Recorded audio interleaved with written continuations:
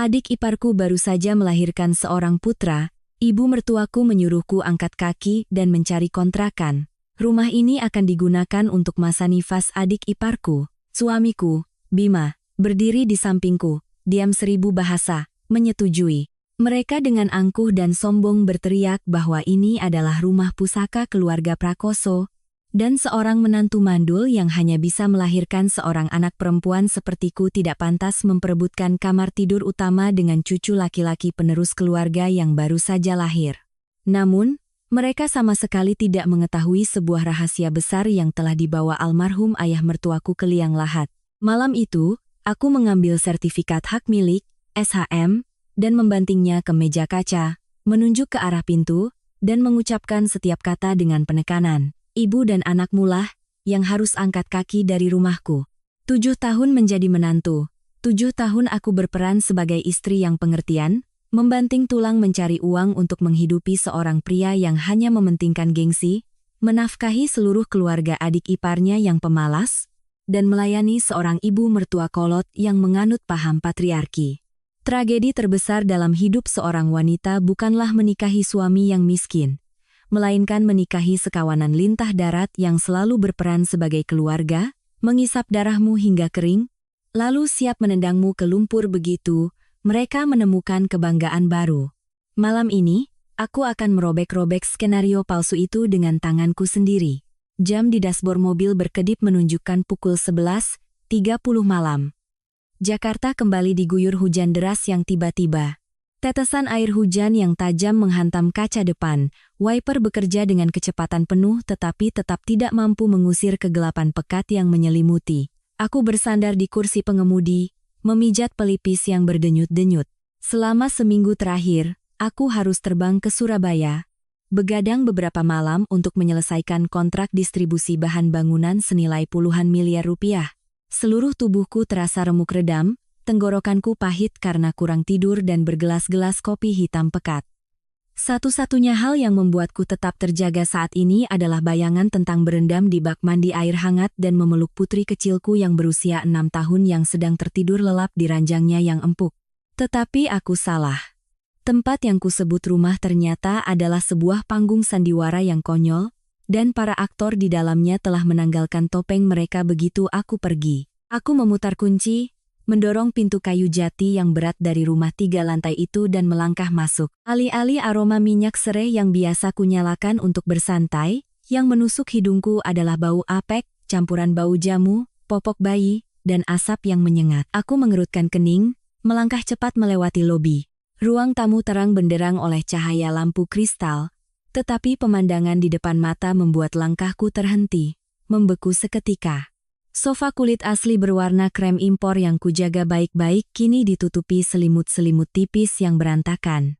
Di atas meja kopi kaca, berserakan mangkuk dan piring kotor, botol susu, dan tisu-tisu bekas yang dibuang sembarangan. Tapi yang membuat darahku mendidih, membeku, lalu hancur berkeping-keping, adalah 3 kantong sampah hitam besar yang diikat asal-asalan, dan tergeletak begitu saja di bawah tangga. Dari salah satu kantong yang sobek, aku bisa melihat dengan jelas gaun sutra mahalku dan pakaian kantorku yang diremas-remas seperti kain lap. Terdengar suara langkah kaki dari lantai 2. Ibu mertuaku, Ibu Hartini, mengenakan setelan sutra berwarna merah marun, membawa baskom kecil, berjalan menuruni tangga dengan santai. Melihatku berdiri terpaku di ruang tamu, ia sama sekali tidak menunjukkan keterkejutan atau kebingungan. Ia meletakkan baskom di sudut rumah, mengangkat handuk, mengelap tangannya, lalu menatapku dengan angkuh. Kau sudah pulang. Barang-barangmu sudah ibu bereskan ke dalam kantong-kantong sampah hitam itu. Nanti langsung bawa saja pergi, jangan mengotori rumah lagi. Apa maksud ibu? Siapa yang mengizinkan ibu menyentuh barang-barangku? Kenapa ibu memasukkan pakaianku ke dalam kantong sampah seperti ini? Apa yang sebenarnya terjadi? Sopan santun apa? Ini rumah pusaka keluarga Prakoso. Aku pemilik rumah ini. Siapa yang kuizinkan tinggal, maka dialah yang boleh tinggal. Kau pergi dinas jadi tidak tahu. Silina melahirkan prematur. Rumah orang tuanya sempit dan panas. Aku menyuruh Tirta membawa istrinya ke sini, agar aku mudah merawatnya. Bagaimanapun, Dia baru saja melahirkan penerus untuk keluarga ini. Seorang cucu laki-laki, cucu emas dari leluhur keluarga Prakoso. Kalau ibu mengizinkan Tirta dan istrinya tinggal di sini untuk masa nifas, apa hubungannya dengan membuang barang-barangku? Lantai 1 masih ada kamar tamu, kenapa ibu tidak menempatkan mereka di sana? Kurang ajar. Wanita yang baru melahirkan tubuhnya lemah, kalau tidur di lantai 1 bisa masuk angin bagaimana? Kamar tidur utama di lantai 2 milikmu itu yang paling luas, pencahayaannya paling bagus, dan ada kamar mandi dalam. Aku sudah menyuruh Lina dan suaminya pindah ke sana. Cucu laki-lakiku harus mendapatkan tempat yang terbaik. Kau, bereskan kantong-kantong itu dan cari kontrakan di luar untuk sementara. Perutmu itu tidak bisa melahirkan anak laki-laki, hanya bisa melahirkan satu anak perempuan lalu mandul. Jasa apa yang kau punya untuk rumah ini sampai mau menikmati fasilitas? Bawa barang-barangmu dan cari kontrakan, beberapa bulan lagi saat cucuku sudah kuat, kau boleh kembali. Kalau tidak, pergi saja selamanya. Rumah ini tidak sudi menampung perempuan egois yang iri hati, bahkan pada anak kecil.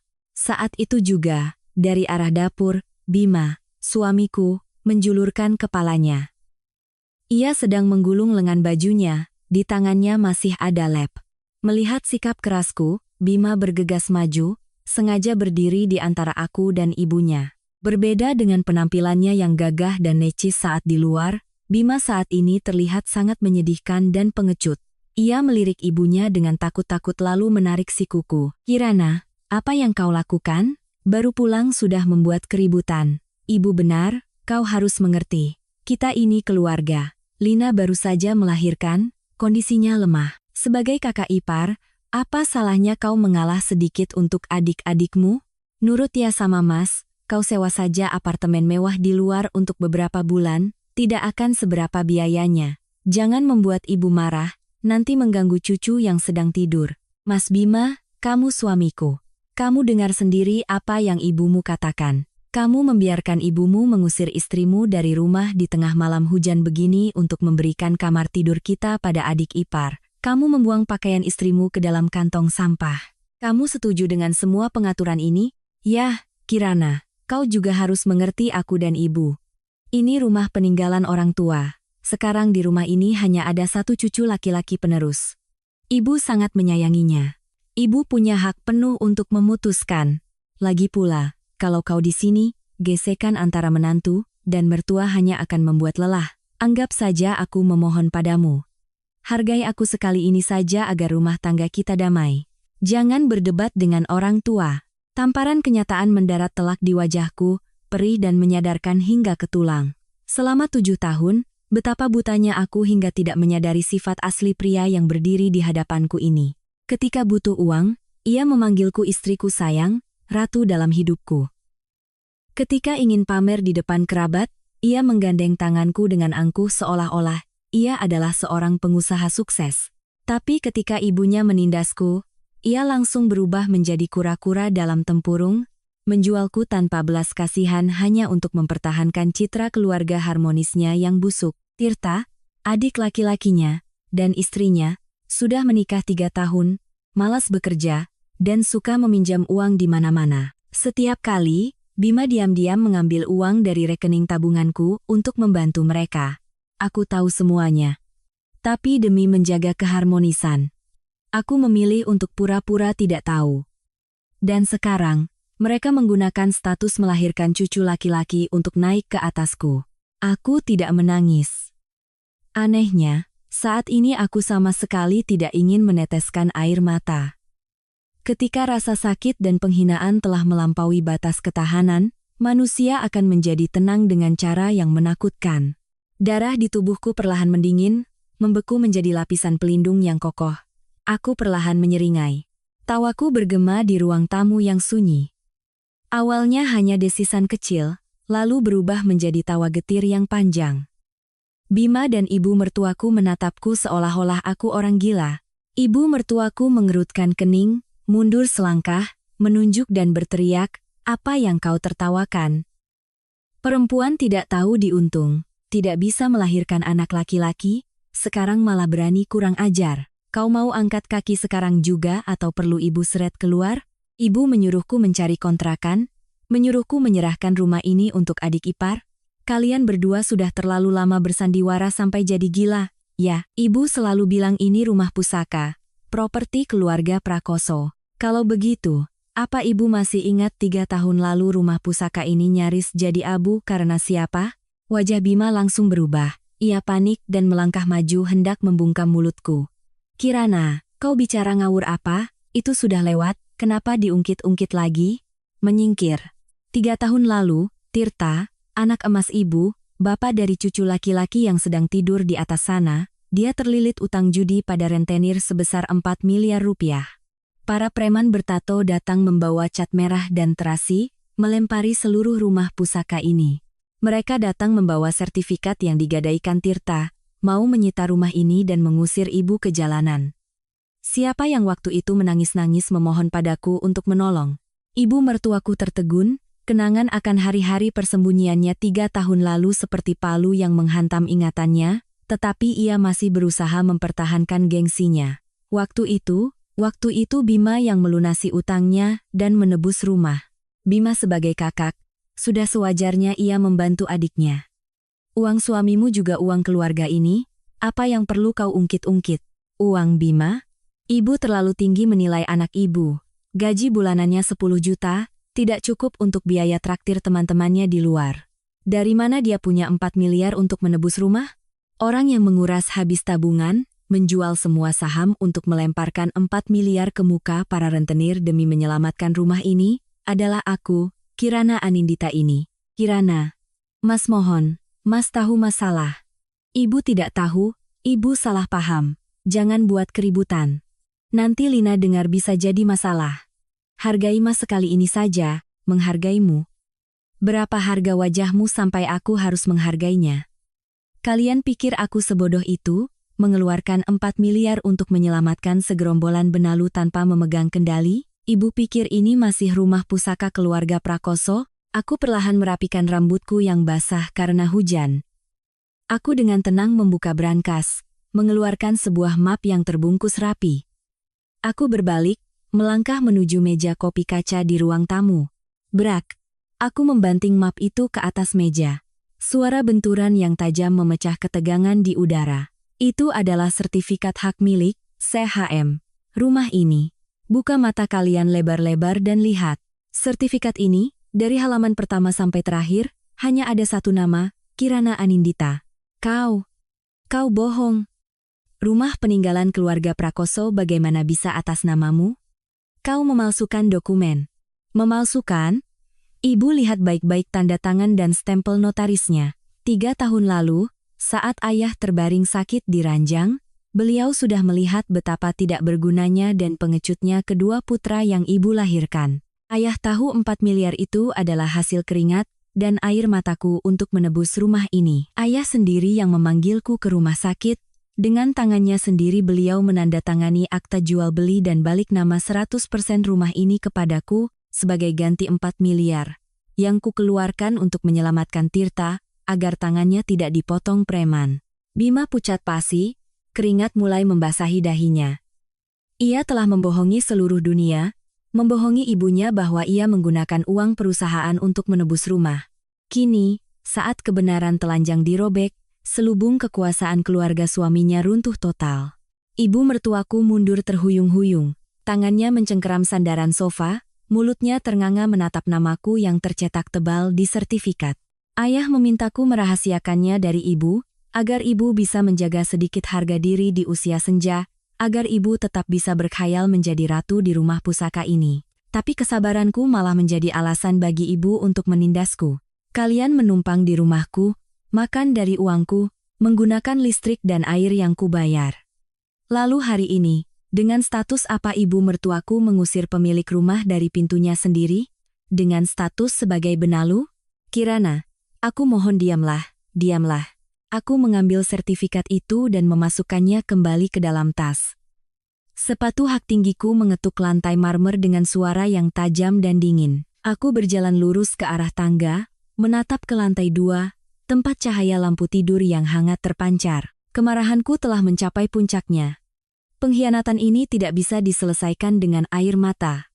Ia harus dibasuh dengan hukuman yang paling telak dan kejam. Malam ini, di rumah ini, akan ada orang yang harus membawa kantong sampah dan angkat kaki.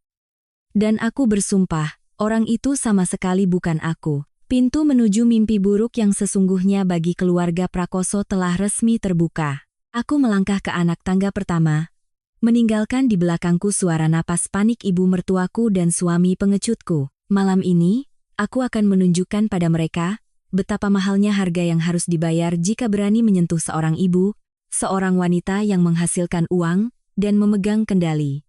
Setiap langkahku menapaki tangga kayu kini membawa beban sebuah gunung berapi yang siap meletus. Di belakangku, ibu mertua dan Bima masih membeku di ruang tamu, belum pulih dari hantaman sertifikat atas nama Kirana Anindita.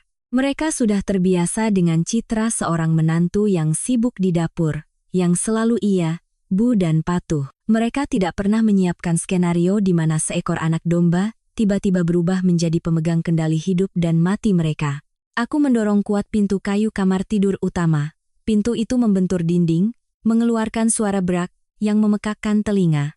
Kamar seluas 60 meter persegi, tempat di mana aku sendiri yang memilih setiap helai gorden dan setiap keping ubin, kini berbau amis darah nifas dan susu formula bayi murahan. Di atas ranjang king size berlapis kasur lateksku, Lina, adik iparku yang tercinta, sedang bersandar di bantal, asyik bermain ponsel. Di kaki ranjang, Tirta, adik suamiku, sedang menggoyangkan kaki sambil makan kuaci, membuang kulitnya sembarangan ke atas karpet bulu domba yang kubeli dari Australia.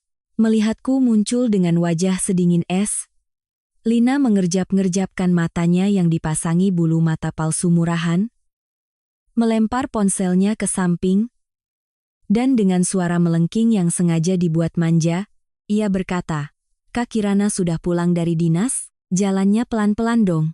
Cucu laki-laki keluarga Prakoso lagi tidur. Kakak ini juga, kalau sudah sampai rumah ya mandi dulu di bawah baru naik. Badan penuh bau debu jalanan, nanti menularkan kuman ke anakku bagaimana? Barang-barang kakak sudah dibereskan ibu ke bawah tuh. Kakak cari apartemen yang dekat-dekat saja untuk tinggal sementara. Rumah ini sekarang prioritasnya untuk ibu melahirkan. Turun dari ranjang. Bereskan barang-barang kalian. Angkat kaki dari kamarku. Kak Kirana, kakak ngomong apa sih? Kakak mentang-mentang punya uang sedikit jadi meremehkan orang? Ibu sudah bilang ini rumah pusaka keluarga Prakoso. Ibu yang mengizinkan kami tinggal di sini. Kakak pakai hak apa mengusir kami? Kakak ipar, jangan keterlaluan. Kakak pergi jadi tidak tahu. Istriku ini melahirkan cucu laki-laki untuk keluarga ini, capek sekali. Ibu memberikan kamar ini untuk kami itu sudah benar. Kakak mandul tidak bisa melahirkan anak laki-laki, ya harus tahu diri dan mengalah. Jangan bikin ribut.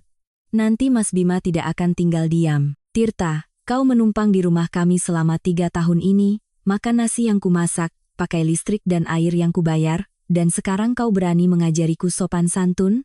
Kau bilang ini rumah pusaka keluarga Prakoso? Perlu kuingatkan lagi malam ketika para preman membawa golok dan mengepung halaman ini, mengancam akan memotong 10 jarimu karena utang 4 miliar?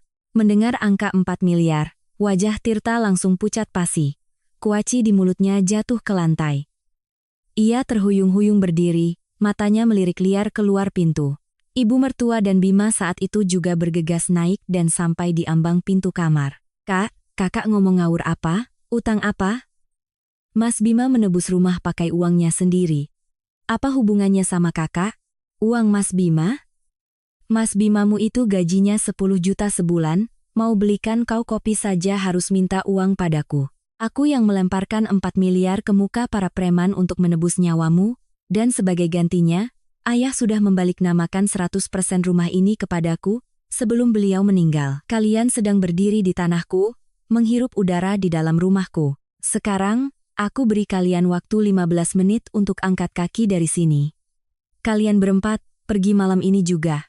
Kau sudah gila? Kau berani mengusir ibu mertuamu sendiri ke jalanan di tengah malam hujan badai begini? Kau tidak takut kualat? Teriak Ibu Hartini. Bima, kau diam saja. Kau biarkan istrimu menindas ibumu seperti ini? Kirana, aku mohon padamu. Hujan di luar deras sekali. Lina baru melahirkan 10 hari. Bayinya masih merah. Kalau kau usir semua orang sekarang, kami mau kemana? Kita selesaikan baik-baik besok. Kalau kau marah padaku, maki saja aku. Aku minta maaf. Jangan sampai seperti ini. Jangan putus hubungan. Putus hubungan. Waktu ibumu melempar pakaianku ke kantong sampah dan menyuruhku pergi. Kau di mana? Kau diam 1000 bahasa. Kalian merebut tempat tidurku, menginjak-injak harga diriku. Saat itu, apa kalian berpikir di luar sedang hujan deras? Kalian pikir aku melahirkan anak perempuan jadi kalian bisa meremehkanku, tapi kalian lupa, anak perempuankulah satu-satunya pewaris sah dari semua ini.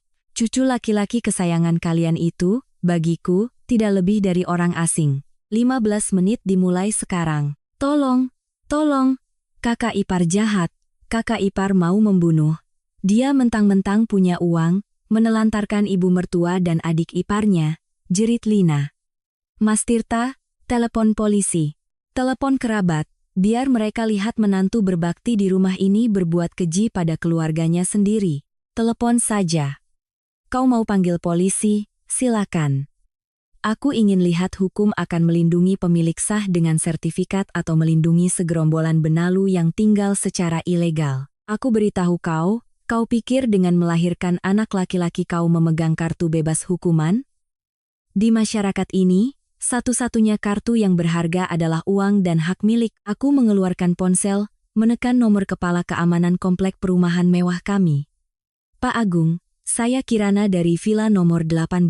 Di rumah saya sedang ada beberapa kerabat yang membuat onar, mereka tidak mau pergi. Bapak bisa tolong panggil 3 atau 4 petugas keamanan ke sini untuk membantu saya? Saya perlu membersihkan rumah malam ini juga. Baik, terima kasih, Pak. Mendengar aku memanggil keamanan, wajah Bima pucat seperti mayat. Ia tahu watakku. Sekali bertindak tidak akan ada jalan untuk kembali. 7 tahun aku mengalah. Tapi di dunia bisnis aku adalah seorang eksekutor yang tegas. Ia bergegas menoleh dan menampar wajah Tirta dengan keras. Kau masih berdiri bengong di situ.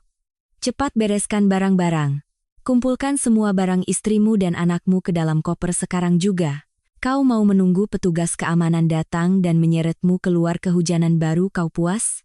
Mas menamparku. Bu, Mas Bima menamparku. Rumah pusaka ini dia biarkan istrinya merebutnya, sekarang dia malah menamparku. Sudah, jangan berkelahi lagi. Malu-maluin. Ayo kita pergi. Rumah ini sudah ada setannya, aku tidak sudi tinggal di rumah ini lagi. Bima, bereskan barang-barang, bawa ibu pergi. Ibu dan aku tidak sudi mengemis pada perempuan berdarah dingin seperti dia. Aku melipat tangan di dada, dengan dingin menyaksikan drama anjing menggigit anjing di depanku. Lina menangis meraung-raung, dengan panik mengumpulkan pakaian, popok, dan susu formula, memasukkannya ke dalam kantong-kantong plastik kotor. Tirta bergumam mengumpat, tapi tangannya tetap lincah membereskan barang karena takut petugas keamanan datang. Ibu mertuaku dengan gemetar mengumpulkan perhiasan-perhiasan murahnya, sementara Bima, suami yang pernah bersumpah setia, kini dengan hina mengangkat kantong-kantong sampah yang tadinya ia siapkan untuk mengusirku, yang sekarang berisi pakaiannya sendiri. Tepat 15 menit kemudian, 4 petugas keamanan berseragam masuk ke dalam rumah. Kehadiran mereka seperti titik akhir bagi semua perlawanan terakhir keluarga Prakoso. Pak Agung, tolong awasi orang-orang ini sampai keluar dari gerbang komplek. Tarik semua kartu akses masuk mereka. Mulai besok, jika ada salah satu dari mereka yang mendekati rumah saya, Bapak langsung laporkan ke Polsek atas tuduhan penyusupan ilegal. Malam itu, aku berdiri di balkon lantai 3, memegang segelas anggur merah, menatap hujan yang putih di bawah cahaya lampu jalan yang kekuningan. 4 sosok manusia berjalan terhuyung-huyung, menjinjing dan membawa kantong-kantong sampah, memeluk seorang bayi yang baru lahir, menerobos hujan, berjalan gontai keluar dari gerbang besi. Ibu mertuaku berjalan, sambil menangis, dan mengumpat. Bima menundukkan kepala, tidak berani menatapku sekalipun. Mereka berjalan menuju kegelapan, meninggalkan sebuah rumah yang kosong, dingin, namun bersih. Aku menyesap anggur, merasakan rasa sepat yang menyebar di lidah, diikuti rasa manis yang tajam. Hukuman pertama telah selesai. Saat mereka melangkah keluar dari gerbang rumahku, Saat itu pula mereka resmi jatuh dari awan ke dasar lumpur kenyataan. Selama bertahun-tahun, mereka hidup dalam ilusi bahwa diri mereka adalah raja dan ratu, bahwa kemewahan yang mereka nikmati adalah berkah dari leluhur keluarga Prakoso. Mereka lupa bahwa lapisan sutra yang mereka kenakan ditenun dengan keringat dan malam-malam tanpa tidur seorang wanita dari keluarga lain. Ketika selimut hangat bernama Kirana Anindita dicabut stekernya, keluarga yang selalu mereka banggakan karena saling mengasihi itu langsung menunjukkan wujud aslinya, sekelompok kain rombeng yang siap saling mencabik hanya demi tempat tidur yang tidak bocor. Setelah mengusir mereka, aku mengunci semua pintu. Aku menelepon layanan kebersihan industri premium, meminta mereka mengirim orang besok pagi untuk melakukan desinfeksi, membuang semua spray, bantal, dan kasur di lantai 2, dan mengganti semuanya dengan yang baru. Selesai, aku berendam di air panas, membiarkan uap air menghilangkan kelelahan seminggu dinas. Aku pergi ke kamar putri kecilku, menatap wajah malaikatnya yang sedang tertidur lelap. Mereka hendak merebut rumah anakku untuk diberikan kepada anak lain hanya karena dia laki-laki. Aku akan menggunakan sisa hidupku untuk menunjukkan kepada mereka bahwa putriku akan hidup seperti seorang putri, sementara mereka harus merangkak di dasar masyarakat. Malam itu, aku tidur sangat nyenyak, tanpa mimpi. Tetapi bagi keluarga Bima Prakoso, itu adalah malam terpanjang dalam hidup mereka. Keesokan paginya, saat aku sedang menikmati secangkir kopi hitam tanpa gula dan memeriksa laporan keuangan di iPad, teleponku berdering. Layar menunjukkan nama Bima Prakoso. Aku membiarkan deringnya berlanjut hingga yang ketiga sebelum perlahan menggeser layar untuk menjawab. Aku tidak bersuara, hanya menempelkan ponsel ke telinga, menikmati suara-suara kacau yang datang dari seberang. Suara tangis bayi yang melengking memekakan telinga, suara tetesan air hujan yang bocor ke dalam ember plastik, suara adik iparku yang berteriak histeris, diselingi umpatan dari Tirta. Kirana, Kirana, kau sudah angkat telepon. Kau dengar aku, kan? Semalam kau marah, kau mengusir kami semua. Aku tidak menyalahkanmu. Tapi lihatlah, kami sekeluarga harus menyewa sebuah penginapan murah yang kumuh di pinggiran kota. Kamarnya lembab, bau masakan, dan bocor di mana-mana. Lina baru melahirkan, semalam kedinginan dan demam. Ibu tekanan darahnya naik terus dan menangis sepanjang waktu. Izinkan kami pulang, Kirana. Aku mohon padamu. Aku janji akan menyuruh Tirta dan Lina meminta maaf padamu dengan benar. Penginapan murah? Kukira dengan gengsimu itu, kau akan membawa ibu dan adik iparmu ke hotel bintang 5. Gaji 10 juta sebulanmu itu kemana? Kau kan kepala keluarga. Selesaikan masalahmu sendiri. Kenapa meneleponku? Kirana, jangan menyindirku lagi. Kau tahu persis gajiku bulan ini belum ditransfer perusahaan. Semalam situasinya mendadak, kartu kreditku tidak bisa digesek karena mesin EDC di penginapan butut ini rusak. Aku harus menguras semua uang tunai di dompet baru bisa menyewa 2 kamar kecil ini. Kirana, ibu sudah tua, cucu masih merah. Kau menantunya, kau bibi dari anak itu. Apa kau tidak kasihan? Kasihan? Saat aku melahirkan Rara, pendarahan dan dirawat di UGD, ibumu datang ke rumah sakit tanpa membawa setetes pun susu, hanya menunjuk-nunjuk wajahku dan memakiku sebagai perempuan tidak berguna yang tidak bisa melahirkan anak laki-laki. Saat itu aku menderita, kau di mana? Bulan Juni panas seperti neraka, aku menggendong putriku yang muntah-muntah sambil mengetik laporan untuk mencari uang membayar utang adikmu. Saat itu kau di mana? Sekarang, ibumu dan adik iparmu bisa tidur di penginapan yang ada atapnya, itu sudah berkah 3 turunan. Jangan gunakan lagu lama tentang ikatan keluarga untuk menakut-nakutiku. Mas Bima, sini berikan teleponnya padaku. Dari seberang, aku mendengar suara perdebatan, perebutan telepon, lalu suara cempreng Lina terdengar menusuk di dekat mikrofon. Kak Kirana, kau perempuan jahat, ular berbisa. Kau mengusir ibu yang baru melahirkan dari rumahnya, kau akan kena karma. Kalau anakku kenapa-kenapa, aku akan menuntutmu ke pengadilan. Aku akan beritahu seluruh dunia wajah aslimu. Mas Tirta, kau diam saja di situ, kau lihat istri dan anakmu diinjak-injak orang tapi kau tidak berani bersuara, pengecut. Aku buta baru mau menikah dengan orang sepertimu. Kau diam. Gara-gara kau menghasut ibu merebut kamar tidurnya, sekarang dia mengusir kita semua ke jalanan. Sudah miskin, banyak gaya. Nangis apa kau? Kalau hebat, keluar uang sendiri sewa hotel mewah. Ya Tuhan, kalian adik kakak tidak kasihan pada ibu, malah saling cakar-cakaran agar setan betina itu menertawakan kita. Hidupku sial sekali membesarkan dua anak laki-laki besar-besar tapi membiarkan seorang perempuan menindas ibu mereka. Lebih baik aku mati saja. Aku tertawa terbahak-bahak. Tawaku terdengar melalui telepon, setajam silet yang memotong ikatan rapuh keluarga palsu itu. Mas Bima, kau dengar itu? Itulah keluarga aslimu. Ketika tidak ada lagi uangku untuk membuat mereka hidup mewah, ibumu, adikmu, dan iparmu akan saling mencabik sampai mati. Kau meneleponku untuk apa? Agar aku membawa uang untuk menyelamatkan kalian? Tidak akan. Rasakan bagaimana hidup di dasar masyarakat, nikmati pelan-pelan. Aku menutup telepon, memblokir nomor Bima, lalu memblokir juga nomor ibu mertua dan Tirta. Aku melempar ponsel ke samping, berdiri dan meregangkan badan sambil melihat keluar balkon. Pagi ini langit Jakarta cerah berawan, sinar matahari keemasan menyinari pepohonan hijau.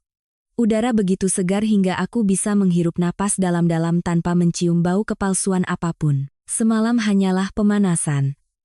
Hari ini, aku akan secara resmi memotong tabung oksigen terakhir yang menopang kehidupan palsu mereka.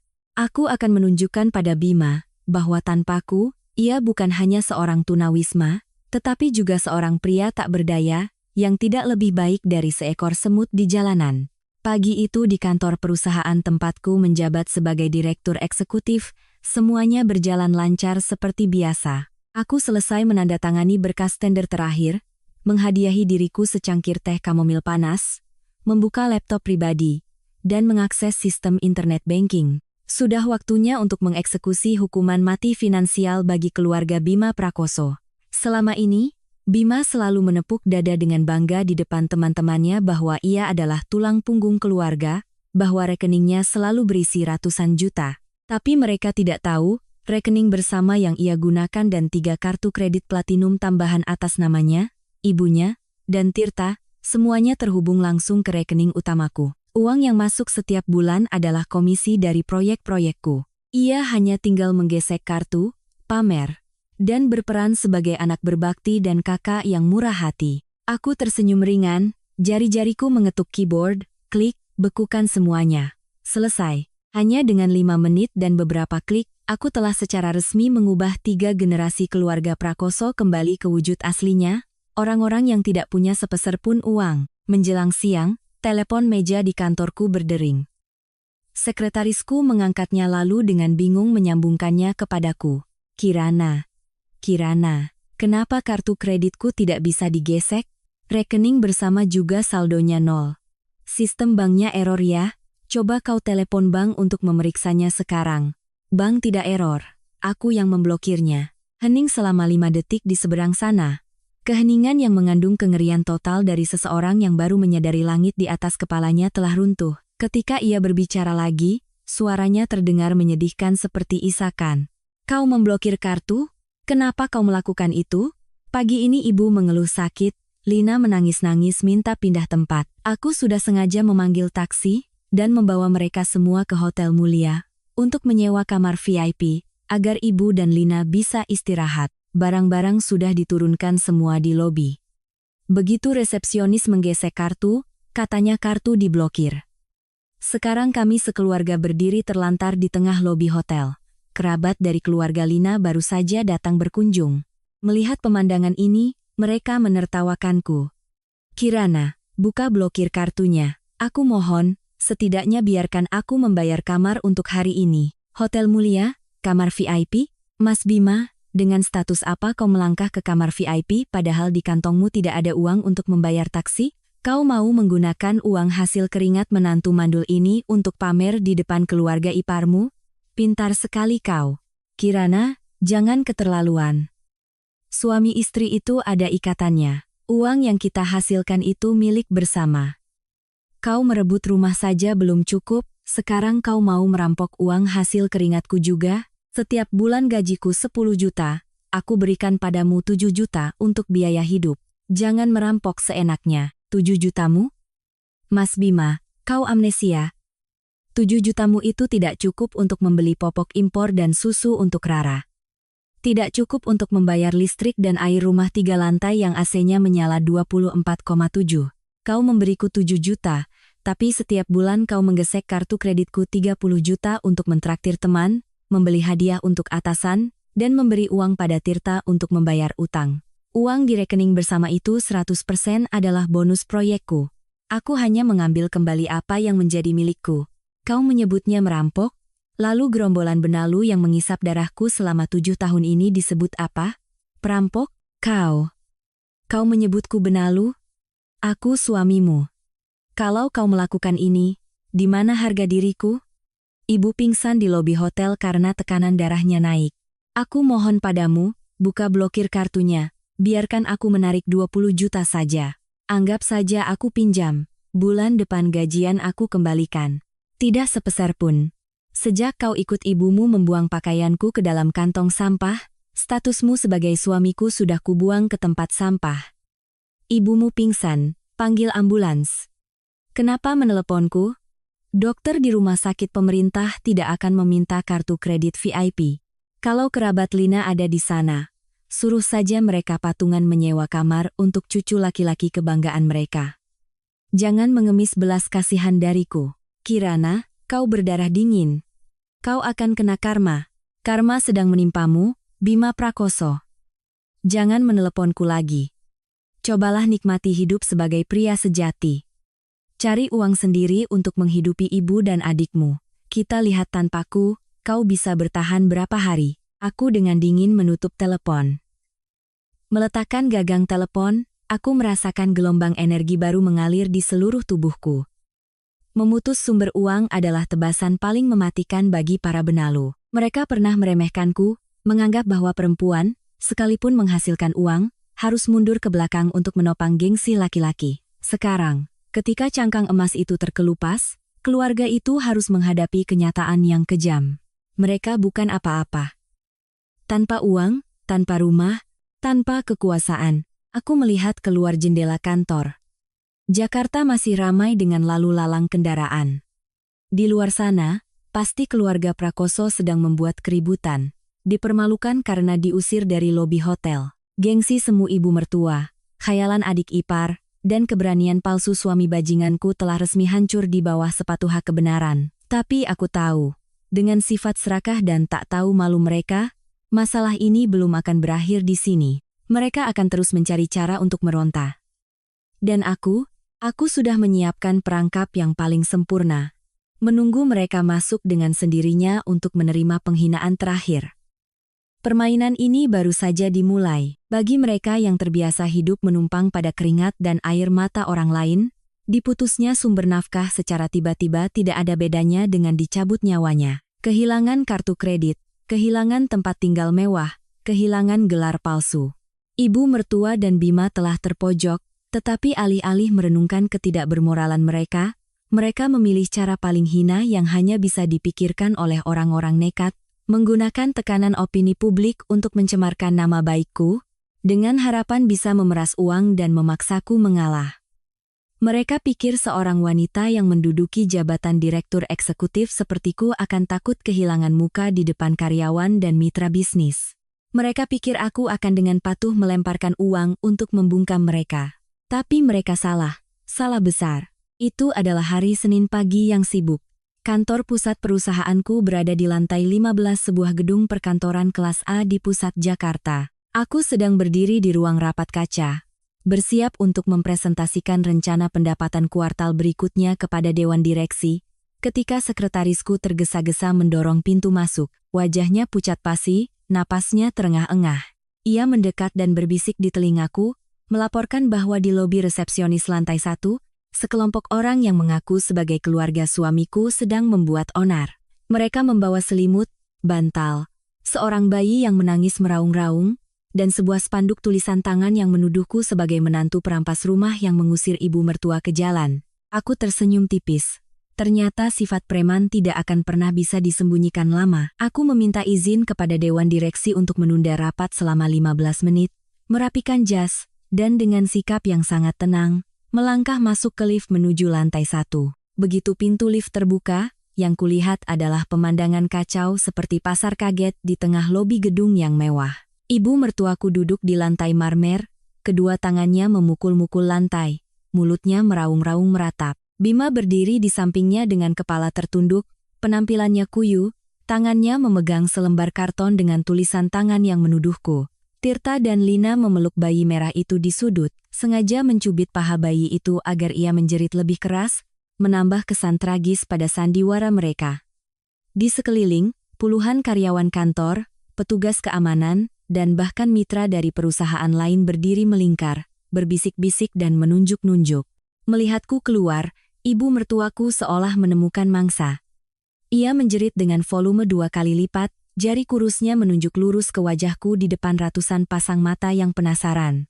Ya Tuhan, semuanya lihatlah wajah asli direktur perusahaan ini. Namanya Kirana Anindita. Dia menantuku. Dia mentang-mentang punya uang. Dia menipu suaminya yang sudah tua dan sakit-sakitan untuk merebut rumah pusaka keluarga Prakoso. Lalu di tengah malam hujan badai, dia tega mengusir ibu mertuanya yang sudah tua renta. Mengusir cucu laki-lakinya yang masih merah ke jalanan. Semuanya lihat, adakah menantu yang tidak berbakti, berdarah dingin, dan biadab seperti dia? Aku melahirkan anak laki-laki, menyekolahkannya baik-baik, mengizinkannya menikah dengan perempuan ini, tapi dia malah membuang kami setelah mendapatkan segalanya. Dia merampas semua harta kami dan menelantarkan kami di jalanan. Bisikan di sekitar mulai semakin keras. Beberapa pasang mata menatapku dengan tatapan menghakimi.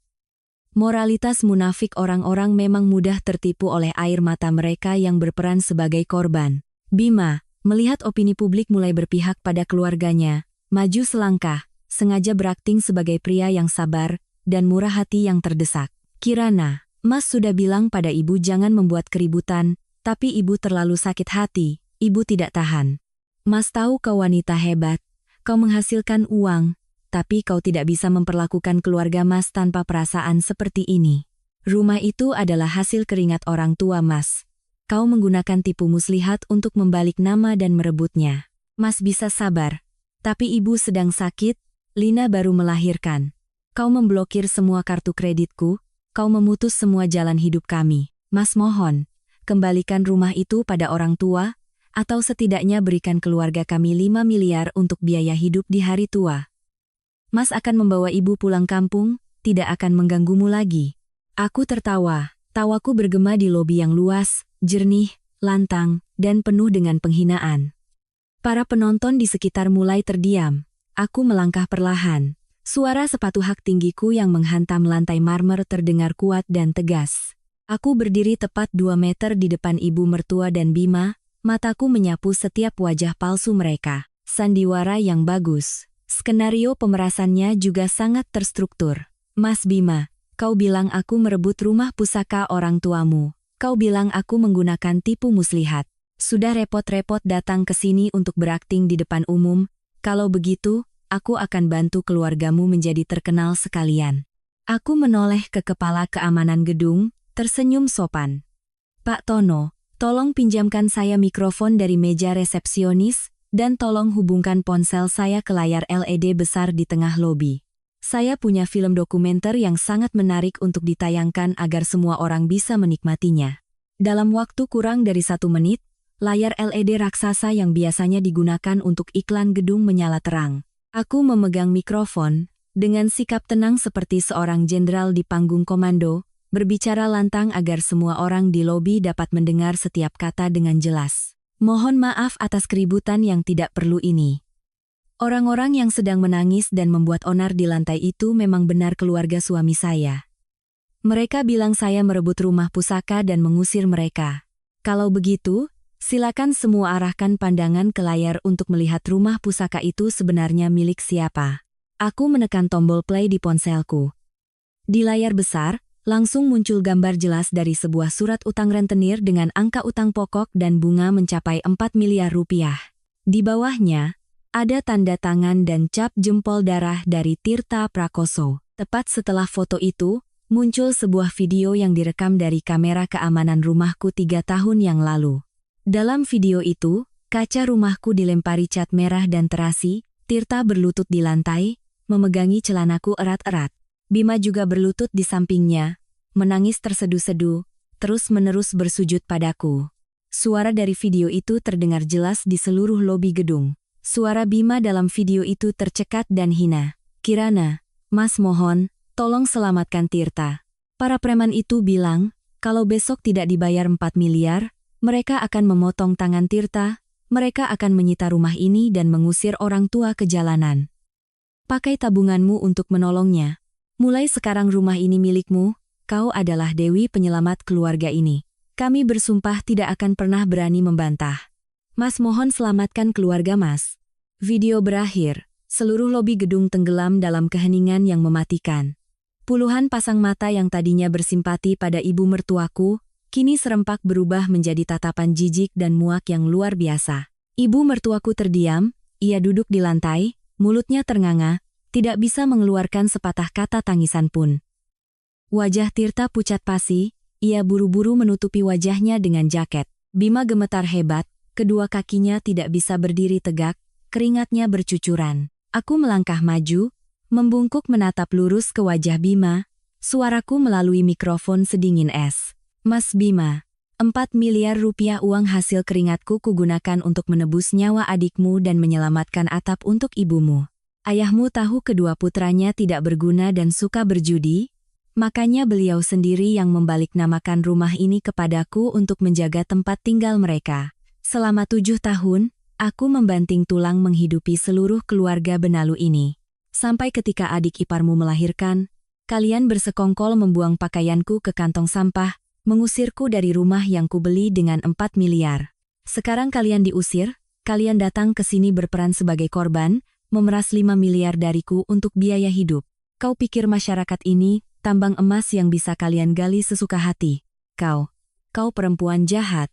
Kau sengaja merekam untuk menjebak keluarga kami. Menjebak, jika putramu tidak berjudi dan terlilit utang, jika kalian tidak menusuk dari belakang dan membalas kebaikan dengan kejahatan, untuk apa aku perlu menggunakan video ini? Ibu pikir karena sudah tua, ibu bisa memfitnah siapa saja sesuka hati? Aku berdiri tegak, menoleh ke kepala keamanan. "Pak Tono, tolong panggil Polsek ke sini. Saya ingin menuntut orang-orang ini atas tuduhan mengganggu ketertiban umum dan pencemaran nama baik. Bukti-bukti saya sudah cukup." Mendengar kata polisi, Bima seperti tersengat listrik. Ia tahu betul jika polisi datang dengan video dan surat utang rentenir itu, keluarganya tidak hanya akan dipermalukan, tetapi juga bisa tersangkut masalah hukum. Ia panik menarik tangan ibunya, menarik Tirta dan Lina. "Bu, ayo pulang. Jangan bikin onar lagi." Mereka panggil polisi.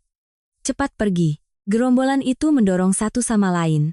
Dengan panik dan terhuyung-huyung melarikan diri dari lobi gedung di tengah bisikan, tawa cemooh, dan tatapan hina dari ratusan orang di sekitar. Mereka datang dengan skenario pemerasan yang penuh percaya diri, tetapi akhirnya harus lari tunggang langgang seperti tikus got yang diseret ke bawah sinar matahari. Aku berdiri di sana, menepuk-nepuk kerutan di jasku, tersenyum sambil mengembalikan mikrofon ke resepsionis, lalu dengan santai melangkah masuk ke lift untuk melanjutkan rapat.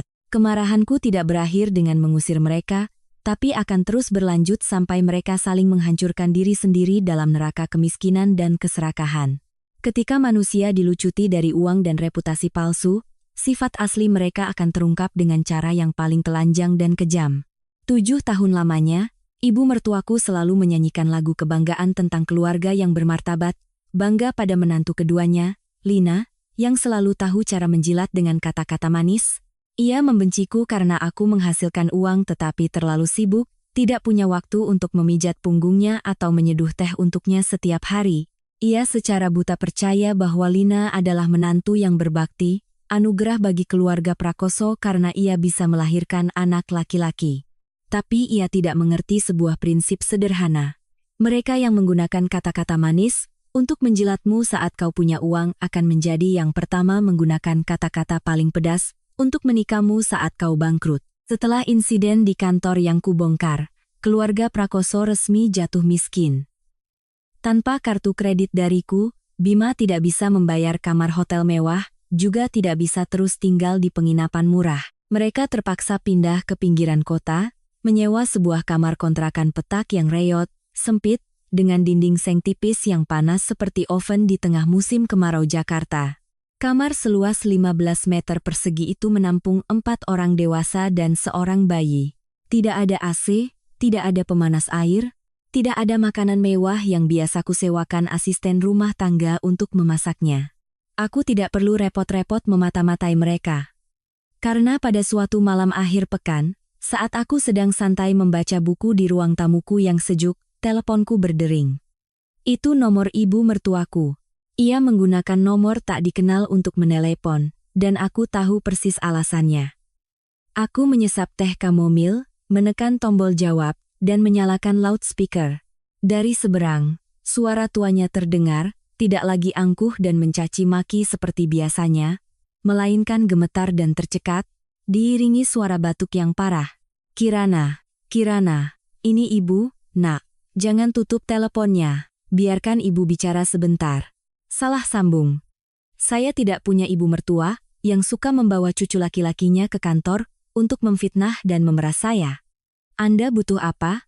Ibu minta maaf, nak. Ibu tahu ibu salah. Ibu seperti kesetanan, dihasut mereka makanya ibu buta dan memperlakukanmu dengan buruk. Ibu menyesal sekali, nak. Izinkan ibu kembali ke rumah, ya. Ibu tidak butuh kamar utama, ibu tidur di atas tikar di dapur juga tidak apa-apa. Di sini ibu tidak tahan lagi. Begitu ibu mertuaku selesai bicara, dari dalam telepon, aku mendengar suara pecahan piring, diikuti suara makian cempreng dari Lina, menantu berbakti yang dulu dianggapnya sebagai harta karun. Panggilan itu tidak terputus, dan aku bisa menikmati seluruh drama keluarga yang luar biasa ini. Perempuan tua. Kau menelepon mantan menantumu lagi untuk mengemis? Tidak berguna. Kau masak sayur bening untuk Ibu Nifas tapi asinnya minta ampun. Kau mau membunuhku biar tidak perlu menafkahi, ya? Lina, bicaramu hati-hati. Ibu sudah tua, matanya rabun, tidak sengaja menuang garam terlalu banyak. Kau sedang nifas, jangan marah-marah begitu. Ibu minta maaf. Maaf. Apa maaf bisa menghasilkan uang? Dulu kau janji apa padaku? Kau bilang kalau berhasil mengusir Kirana, kau akan memberikan kamar ber-AC yang paling besar untuk kami, memberikan hak waris rumah pusaka pada anakku. Sekarang bagaimana? Kau membiarkan dia mengusir kita semua ke kandang tikus yang panas ini. Anakku biang keringat dan bisulan di seluruh badan, popok dan susu habis tidak ada uang untuk beli. Kau lihat dirimu sendiri, apa punya uang pensiun? Cuma benalu tidak berguna. Pagi-pagi bukannya pergi memulung untuk beli popok cucu kesayanganmu, malah duduk menangis. Diam kau, Lina. Kau memaki ibuku keterlaluan. Ibuku sudah tua. Pengecut ini baru berani bersuara sekarang? Ibumu tua, memangnya kau tidak punya tangan dan kaki? Kau janji mau belikan aku mobil dan rumah mewah, akhirnya kau terlilit utang rentenir 4 miliar sampai kakak iparmu merendahkanmu seperti anjing. Sekarang kartu kredit diblokir. Kau tidak punya muka untuk kerja jadi kuli panggul untuk menghidupi istri dan anak? Masih saja tiduran main ponsel? Sampah. Kalau aku tahu keluargamu semiskin ini, aku tidak akan menikah denganmu. Kau berani menyebut anakku sampah? Dasar kurang ajar, kembalikan cucuku. Coba saja sentuh aku. Aku akan bawa anakku pulang ke rumah orang tuaku sekarang juga. Biar kita lihat keluarga Prakoso kalian ini punah tidak punya keturunan. Suara dorong-mendorong, pertengkaran, dan tangisan bayi bercampur menjadi satu kekacauan yang menyedihkan. Ibu mertuaku memeluk telepon, menangis sambil meraung dalam keputusasaan. Kirana, kau dengar, kan? Ibu sudah buta. Nak, tolong selamatkan ibu, izinkan ibu pulang. Kasihanilah ibu yang sudah tua ini. Aku menyesap teh lagi. Rasa lembut dari kamomil menyebar di mulutku. Aku tersenyum. Suaraku melalui telepon terdengar lembut namun setajam ribuan jarum yang menusuk jantungnya yang panik. Bu. Waktu aku melahirkan Rara dan mengalami pendarahan hebat, nyawa di ujung tanduk, ibu melempar semangkuk bubur dingin ke meja dan memakiku sebagai bebek betina tak berguna yang hanya menghabiskan nasi di rumah mertua. Apa ibu lupa? Saat aku membanting tulang melunasi utang 4 miliar tirta, ibu memamerkan tas bermerek yang kubelikan, mengatakan ke seluruh tetangga bahwa menantu kedua, Lina, yang membelikannya karena dia berbakti. Apa ibu lupa? Ibu pernah bilang, Lina melahirkan cucu laki-laki, dia adalah pahlawan keluarga. Aku tidak ada apa-apanya dibanding dia. Kalau begitu, sekarang tinggallah di kontrakan itu, nikmati bakti dari pahlawan keluarga Prakoso. Kirana, kau jahat sekali. Kau tidak takut karma? Karma sedang ada di depan mata ibu. Tamparan yang Lina daratkan di wajah ibu adalah karma dari 7 tahun ibu menindasku. Hiduplah lebih lama agar bisa melihat betapa hancurnya dinasti Prakoso kebanggaan ibu. Selamat tidur di oven itu, Bu. Aku mematikan telepon. Memblokir nomor tak dikenal itu juga. Sifat asli menantu berbakti telah terungkap. Tanpa uangku sebagai landasan, keluarga mereka hanyalah sekumpulan benalu menyedihkan yang siap menindas ibu mereka sendiri, hanya karena makanan yang terlalu asin. Ibu mertuaku telah menghabiskan seluruh hidupnya untuk memuja anak laki-laki dan merendahkan perempuan. Sekarang, ia harus menelan akhir yang paling pahit dari pemikiran kolot dan keserakahannya sendiri. Dan aku, urusanku dengan Bima belum selesai. Pria yang bersembunyi di balik ibunya untuk menyingkirkanku. Sekarang gilirannya membayar harga untuk karier yang dibangun di atas kepengecutannya. Ada sebuah fakta konyol tentang pria-pria patriarkis. Mereka selalu berpikir kesuksesan, mereka adalah berkat bakat bawaan, sementara pengorbanan istri hanyalah kewajiban yang wajar. Bima Prakoso, suamiku, adalah contoh sempurna dari tipe pria yang berkhayal tentang kekuatannya sendiri. Ia menjabat sebagai manajer penjualan di sebuah perusahaan furnitur kelas menengah.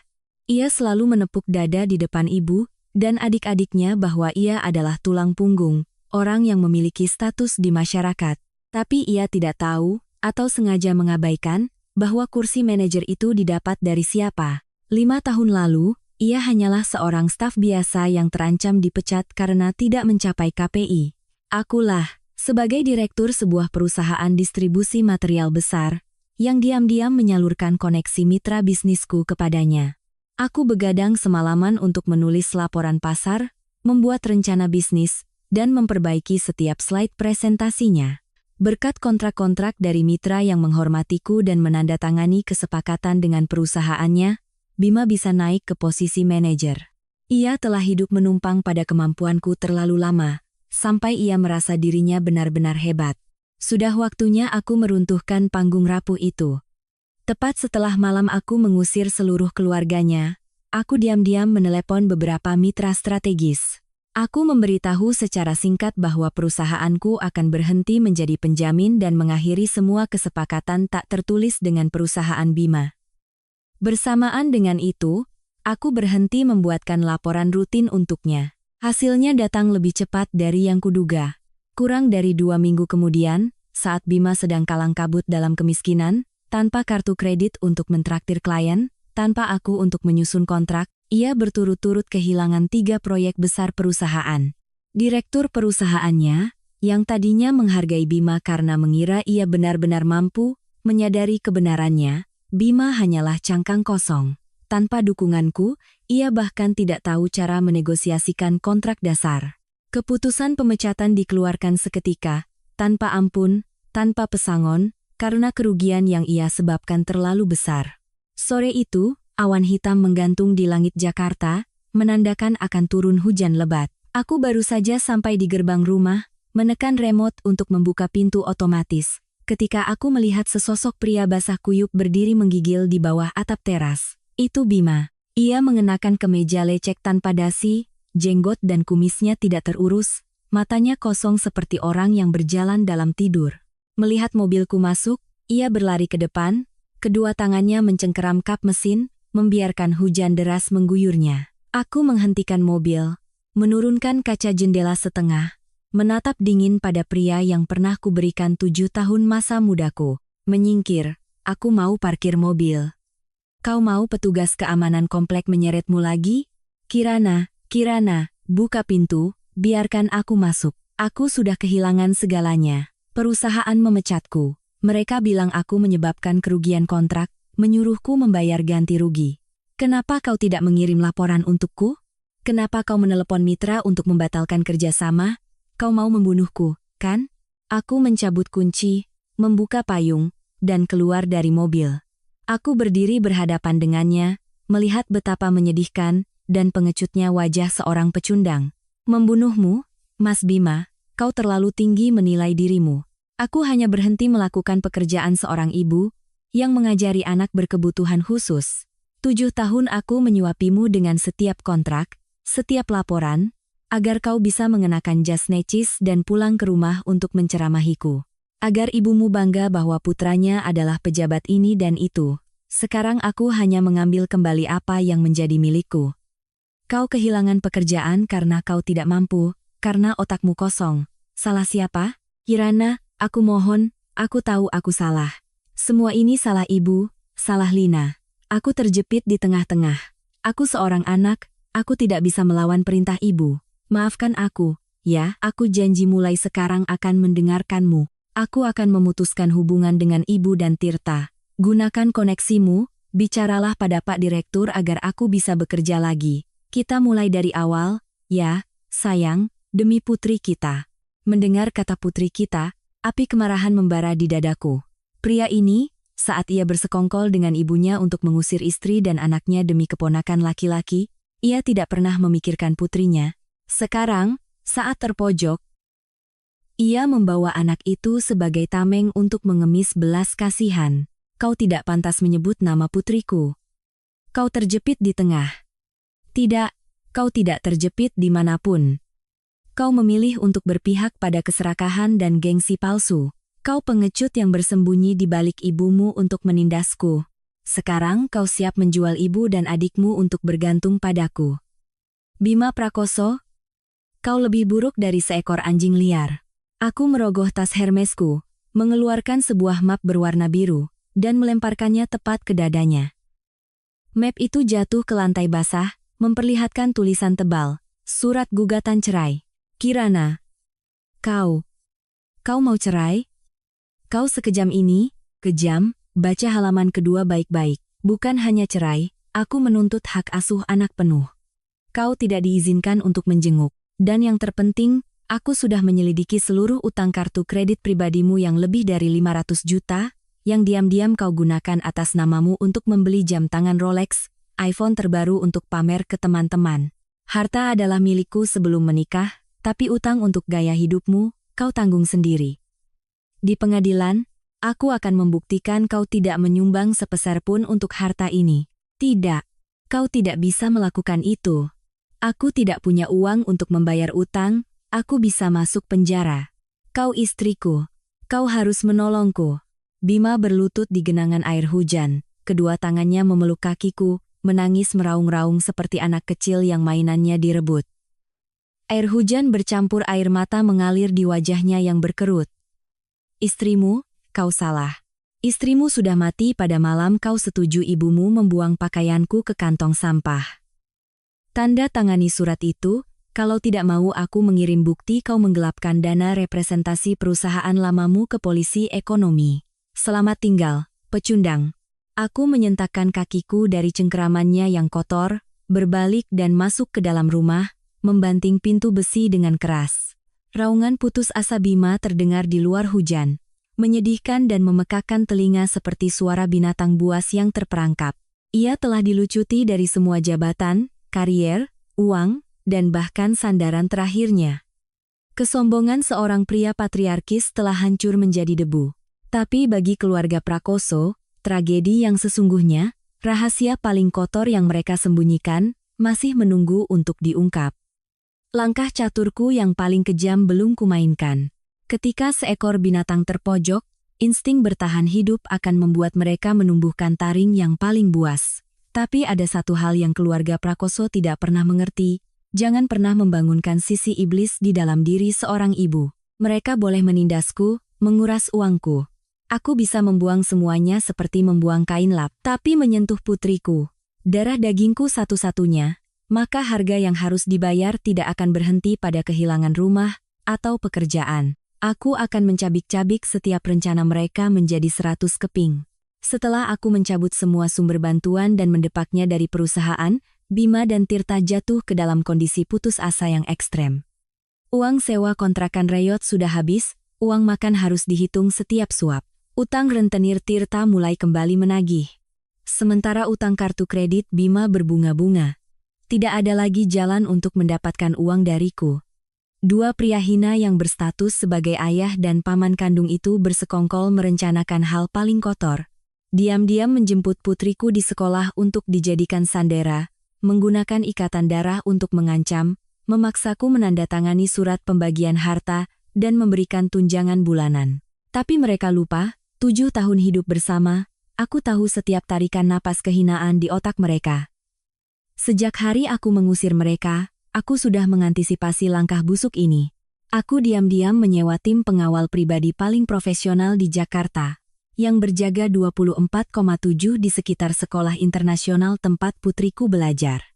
Bersamaan dengan itu, melalui pengacara pribadiku, aku telah mengumpulkan cukup bukti bahwa Bima sedang ditagih utang, berjudi, dan berisiko membahayakan anak di bawah umur untuk meminta perintah penahanan sementara dari pengadilan.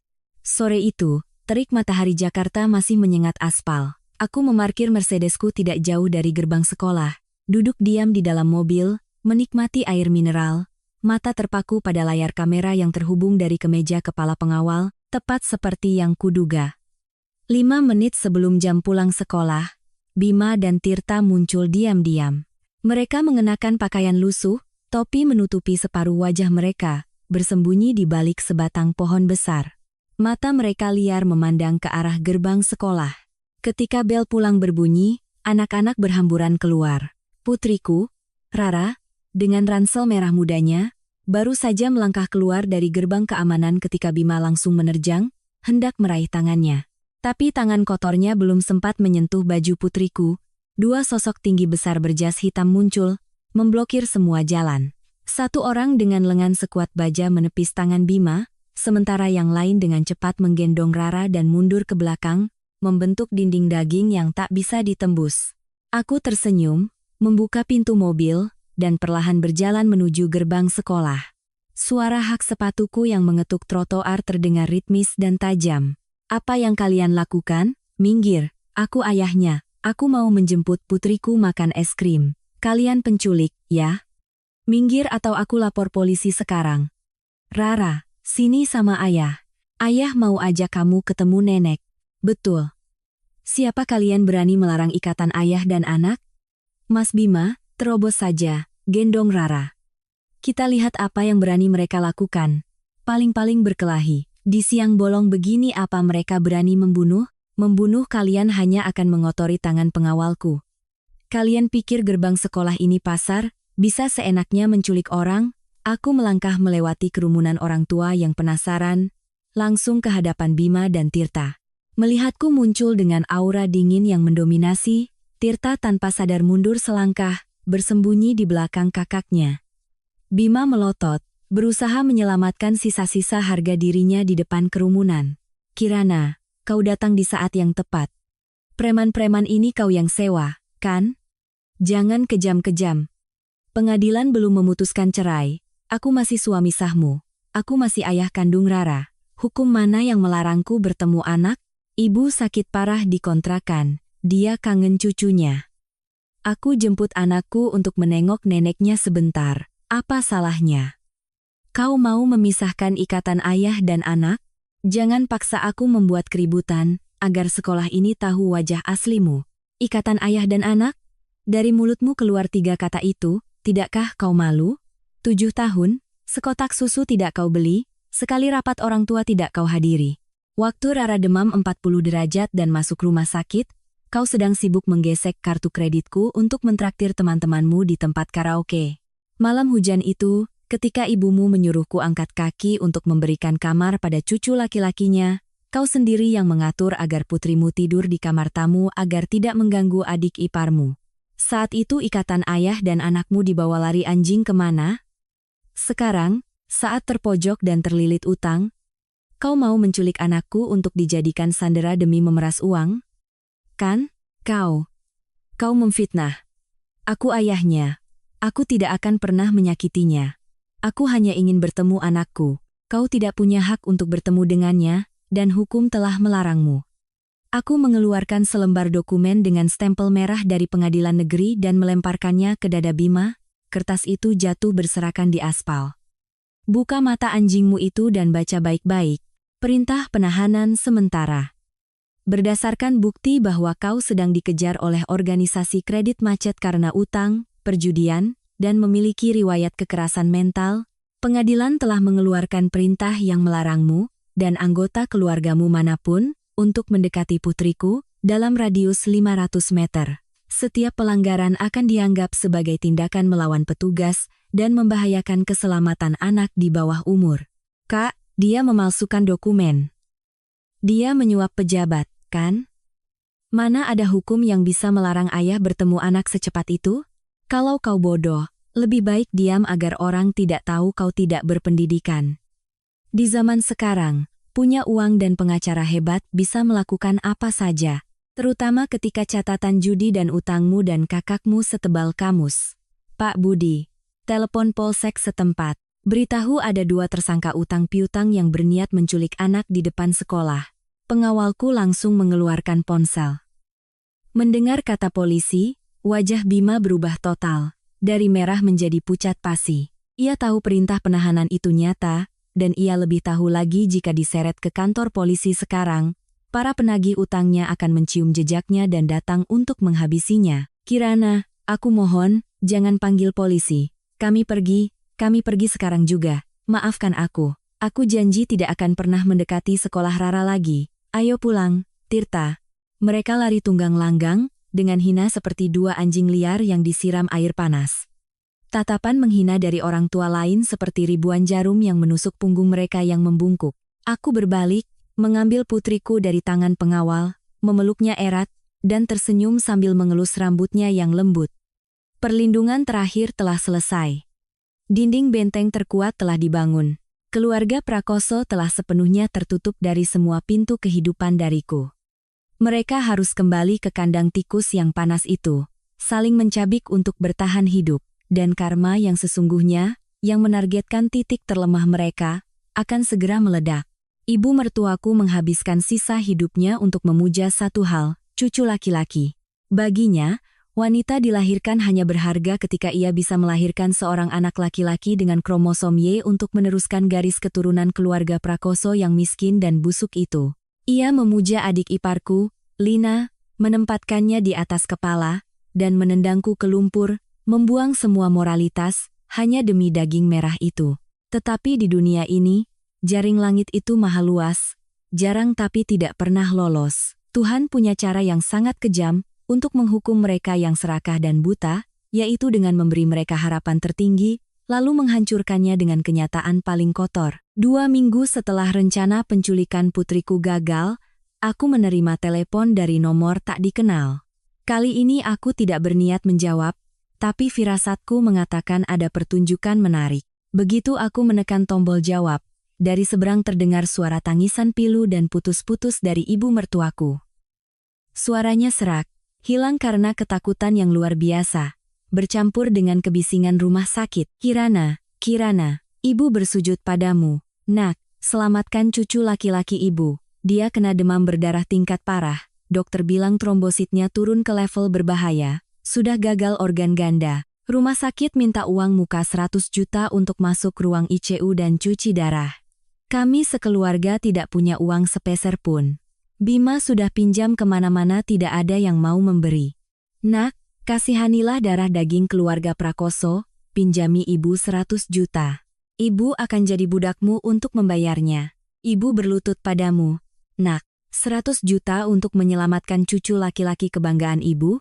Aku ingat waktu aku melahirkan Rara dan mengalami pendarahan, butuh transfusi darah. Ibu berdiri di luar ruang bersalin dan bilang pada dokter, kalau melahirkan anak perempuan, mati juga tidak apa-apa. Jangan buang-buang darah rumah sakit. Sekarang dengan status apa ibu memintaku mengeluarkan 100 juta? Ibu salah, ibu binatang, ibu biadab. Kau boleh memaki ibu sesukamu, tapi tolong selamatkan anak itu, nak.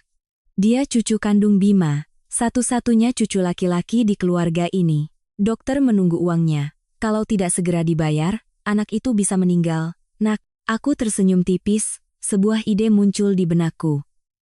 Aku bukan seorang bodhisattva yang suka membagi belas kasihan pada mereka yang telah menyakitiku. Tapi terkadang, untuk menyaksikan keruntuhan musuh dengan mata kepala sendiri, kita harus membeli tiket di barisan depan. Baik, ibu di rumah sakit mana? Aku akan datang sendiri membawa uangnya. Tapi ingat baik-baik, ini bukan uang amal. Ini uang yang kubeli untuk harga diri terakhir keluarga ibu. Aku mengemudi ke rumah sakit anak dalam 15 menit. Di sepanjang koridor IKU, yang berbau desinfektan, aku melihat pemandangan yang sangat menarik. Ibu mertuaku duduk di lantai keramik yang dingin, rambutnya acak-acakan, air mata dan ingus berleleran. Bima dan Tirta berjalan mondar-mandir sambil menjambak rambut, wajah mereka pucat pasi. Hanya Lina, ibu dari anak itu, yang tidak terlihat menangis. Ia duduk meringkuk di sudut kursi tunggu, matanya liar, kedua tangannya mencengkeram ujung bajunya, seolah menyembunyikan ketakutan yang luar biasa. Melihatku muncul, ibu mertuaku menerjang seperti menemukan pelampung, hendak memeluk kakiku tapi aku cepat-cepat menghindar. Aku mengeluarkan setumpuk uang tunai 100 juta dari tasku, yang baru saja kuambil dari bank dan masih tersegel, lalu melemparkannya dengan keras ke kursi stainless steel yang dingin. Ini uangnya. Ambil dan bayar biaya rumah sakit untuk menyelamatkan tahta keluarga Prakoso. Tirta menerkam tumpukan uang itu, mulutnya berterima kasih terbata-bata, lalu berlari tunggang langgang ke arah kasir. Aku melipat tangan di dada, bersandar di dinding, menikmati sandiwara kemurahan hati keluarga ini. Sekitar 10 menit kemudian, pintu UGD terbuka. Seorang dokter berjas putih keluar, memegang map rekam medis, wajahnya berkerut serius. Seluruh keluarga Prakoso langsung mengerumuninya, Lina juga ikut melangkah dengan takut-takut di belakang. Siapa keluarga dari pasien Ananda Bagas? Kami, dok, kami sudah bayar. Tolong selamatkan cucu saya, dok, bagaimana kondisi cucu saya? Kami sedang bersiap untuk melakukan transfusi darah darurat. Tapi ada masalah pada rekam medis, yang perlu keluarga klarifikasi segera untuk menghindari kesalahan. Di mana orang tua dari anak ini? Tirta, yang baru kembali dari kasir, bergegas maju. Saya, dok. Saya ayahnya. Ini istri saya. Ada masalah apa, dok? Ambil darah saya saja untuk ditransfusikan ke anak saya sehat. Anda ayah kandungnya, Anda yakin? Dalam hasil tes laboratorium sebelum transfusi, pasien memiliki golongan darah AB. Sementara itu, menurut data dari rumah sakit bersalin saat ibunya melahirkan, sang ibu, yaitu Ibu Lina ini, bergolongan darah A. Kami baru saja melakukan tes cepat pada Anda, Tirta, hasilnya Anda bergolongan darah O. Dokter berhenti sejenak, matanya yang tajam menyapu wajah Lina yang sudah pucat seperti kertas, lalu melanjutkan dengan suara dingin dan lugas yang sangat ilmiah. Menurut prinsip genetika dasar, ayah bergolongan darah O dan ibu bergolongan darah A, sama sekali tidak mungkin melahirkan anak bergolongan darah AB. Apakah ada kesalahan lain? Kami perlu memverifikasi secara akurat sebelum melakukan transfusi. Jika salah transfusi, pasien akan mengalami syok anafilaktik dan meninggal seketika. Waktu di koridor rumah sakit seakan membeku. Setiap kata dari dokter itu seperti guntur yang meledak di langit, meruntuhkan seluruh kepercayaan, harapan, dan tahta kebanggaan keluarga Prakoso. Dokter bilang apa? Golongan darah AB, ayah O, ibu A, tidak mungkin melahirkan anak AB, dokter salah, pasti mesin rumah sakitnya rusak. Mesin kami tidak pernah salah untuk tes-tes dasar seperti ini. Anda bisa memeriksanya sendiri. Ibu Lina, Anda ibunya. Bagaimana Anda menjelaskan hal ini? Semua mata serempak tertuju pada Lina. Menantu berbakti itu kini tidak lagi memiliki raut wajah angkuh dan garang seperti biasanya. Kakinya gemetar hebat hingga tidak bisa berdiri, keringat dingin membasahi tubuhnya. Wajahnya berubah bentuk karena panik yang luar biasa. Ia tergagap mundur, matanya tidak berani menatap siapapun. Saya tidak tahu. Mungkin rumah sakit salah memberikan bayi saat lahir. Saya tidak tahu apa-apa. Pusaran kebohongan akhirnya terkuak. Tabir rahasia paling kotor telah dirobek di siang bolong. Cucu laki-laki yang membuat ibu mertuaku rela menukar segalanya, bahkan moralitasnya, ternyata hanyalah produk dari perselingkuhan murahan. Seekor burung tekukur yang menitipkan telurnya di sarang busuk keluarga Prakoso. Aku bersandar di dinding. Sudut bibirku terangkat membentuk senyum paling cerah selama 7 tahun terakhir. Pertunjukan ini, dengan tiket 100 juta, benar-benar sepadan. Ada rasa sakit fisik yang bisa disembuhkan dengan obat, tetapi ada rasa malu mental yang akan menghancurkan seseorang dari dalam, menggerogoti mereka sampai mati. Ketika tabir kebohongan dirobek oleh sang dokter dengan prinsip genetika dasar, koridor rumah sakit anak itu berubah menjadi arena pertarungan berdarah dari pengkhianatan, keserakahan, dan keruntuhan total. Karma tidak datang dari kekuatan gaib. Karma datang dari benih-benih dosa yang keluarga Prakoso tanam sendiri. Keheningan yang mencekam hanya berlangsung beberapa detik sebelum bom meledak. Tirta, pria yang selalu bangga karena menjadi satu-satunya penerus keluarga, kini seperti binatang buas yang dibutakan. Ia menerjang, menjambak rambut kusut Lina, menariknya ke belakang dengan kekuatan sedemikian rupa, hingga Lina menjerit kesakitan. "Bangsat kau! Kau bilang apa? Salah bayi. Rumah sakit internasional tempat kau melahirkan dengan biaya ratusan juta bisa salah bayi? Bajingan mana? Kau tidur dengan bajingan mana sampai melahirkan anak haram ini dan mengalungkannya di leherku? Jawab aku." Plak, plak, Tirta menampar wajah Lina berkali-kali. Tamparan yang membawa kekuatan dari rasa malu dan kebencian. Lina jatuh tersungkur di lantai keramik, mulutnya berdarah. Tapi sifatnya yang licik, ketika terpojok, kini meledak. Ia tidak lagi berusaha menyembunyikan apapun. Sambil merangkak bangun, ia menyambar tasnya, menunjuk lurus ke wajah Tirta dan berteriak, "Aku tidur dengan siapa itu urusanku. Kau lihat dirimu sendiri, tidak berguna, penjudi, terlilit utang rentenir sampai harus dibayar kakak iparmu. Diranjang, kau impoten. 3 tahun menikah aku tidak hamil itu karena spermamu yang busuk, bukan karena aku. Ibumu setiap hari menyindirku tidak bisa melahirkan anak laki-laki, memaksaku minum jamu-jamu pahit. Aku menginginkan harta keluargamu. Kukira ibumu yang menguasai rumah 3 lantai itu. Makanya aku terpaksa tidur dengan seorang kontraktor bangunan untuk mendapatkan anak laki-laki demi merebut harta itu. Siapa sangka keluargamu cuma sekumpulan gembel. Ditipu kakak iparmu sampai sertifikatnya diambil dan diusir ke jalanan. Aku sudah muak dengan kemiskinan di kontrakan panas ini." Makian Lina seperti ribuan pisau beracun, yang menusuk telinga semua orang yang hadir. Kelancangannya telah menelanjangi kehinaan keluarga ini, sampai ke dasarnya. Tirta, mendengar itu, matanya merah padam, meraung seperti binatang buas, dan hendak mencekik Lina. Bima bergegas maju, memeluk adiknya, mencoba melerai tapi malah terdorong hingga punggungnya membentur dinding. "Tirta, tenang, ini di rumah sakit, nanti polisi datang." "Lina, kau diam. Cepat pergi dari sini sebelum dia membunuhmu." Lina memanfaatkan kesempatan saat Bima menahan Tirta. Ia terhuyung-huyung berdiri, sama sekali tidak peduli pada anak yang sedang sekarat di ruang gawat darurat.